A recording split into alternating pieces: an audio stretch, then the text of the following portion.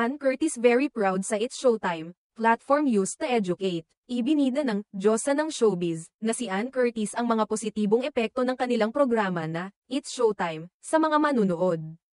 Sa kanyang post sa X, dating Twitter, noong Martes ika-4 ng Marso. Ni-reshare ni Ann ang isang video clip mula sa It's Showtime, kung saan tinalakay ng unkabogable star na si Vice Ganda ang isang seryosong isyu tungkol sa kakulangan ng edukasyon sa bansa. Sa nasabing video, binanggit ni Vice Ganda na mayroong malalim na problema sa sistema ng edukasyon sa Pilipinas na kailangang tugunan. May educational problem. May educational crisis sa Pilipinas na dapat nating i-address, pahayag ni Vice Ganda. Ang kanyang pahayag ay lumabas matapos ipakita ang isang contestant mula sa segment na It's Showtime Sexy Babe, na hindi umano pamilyar sa mga pangunahing kaalaman tungkol sa Commission on Elections. COMELEC, isang mahalagang ahensya ng gobyerno sa bansa. Dahil dito, nagbigay ng kanyang opinyon si Ann Curtis sa post na ito. Ayon sa kanya, ito ang dahilan kung bakit siya natutuwa at proud sa kanilang programa. Ibinahagi ni Ann ang kanyang saloobin, Why I Love Our Showtime. Yes, playtime, tawanan.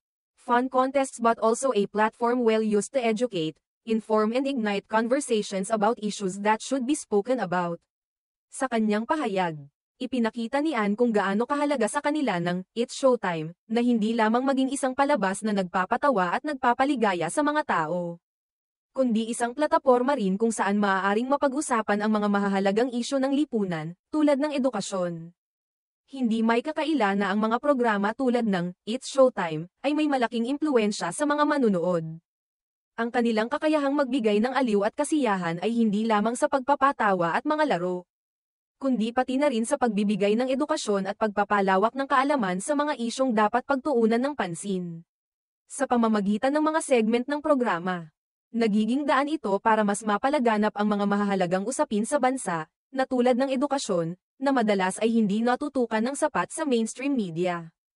Ang It's Showtime ay isa sa mga programa ng ABS-CBN na hindi lamang nakatuon sa pagpapasaya ng mga tao kundi pati na rin sa pagpapalawak ng kanilang pananaw at pag-unawa sa mga isyong panlipunan. Sa pamamagitan ng kanilang mga segment at mga host, tulad ni Vice Ganda, nagbibigay sila ng plataporma kung saan maaaring talakayin ang mga isyu na mahalaga at may kinalaman sa mga mamamayan. Kaya naman, bilang isang public figure, ipinagmamalaki ni Ann Curtis ang papel na ginagampanan ng kanilang programa sa pagpapalaganap ng edukasyon at impormasyon sa publiko. Malinaw na ang It's Showtime ay higit pa sa isang game show o entertainment program. Isa itong lugar kung saan maaaring magtaguyod ng mga makabuluhang diskurso at magbigay ng edukasyon sa mga isyong may kinalaman sa ating bansa. Ang pagpapalaganap ng impormasyon tungkol sa mga ahensya ng gobyerno at iba pang mahahalagang aspekto ng ating sistema ay isang malaking hakbang patungo sa pagbabago at mas maliwanag na kinabukasan. Kaya naman, ipinagpapasalamat ni Ann ang oportunidad na makapagbigay ng kontribusyon sa pamamagitan ng isang programa na may malasakit sa mga isyong panlipunan. Sa huli, ang post na ito ni Ann ay nagpapakita ng kahalagahan ng It's Showtime, hindi lamang bilang isang show na nagbibigay kasiyahan sa mga tao, kundi bilang isang plataporma na may layuning magturo at magbigay ng kaalaman sa mga manunood, upang maging mas aware sila sa mga isyong kinakaharap ng bansa.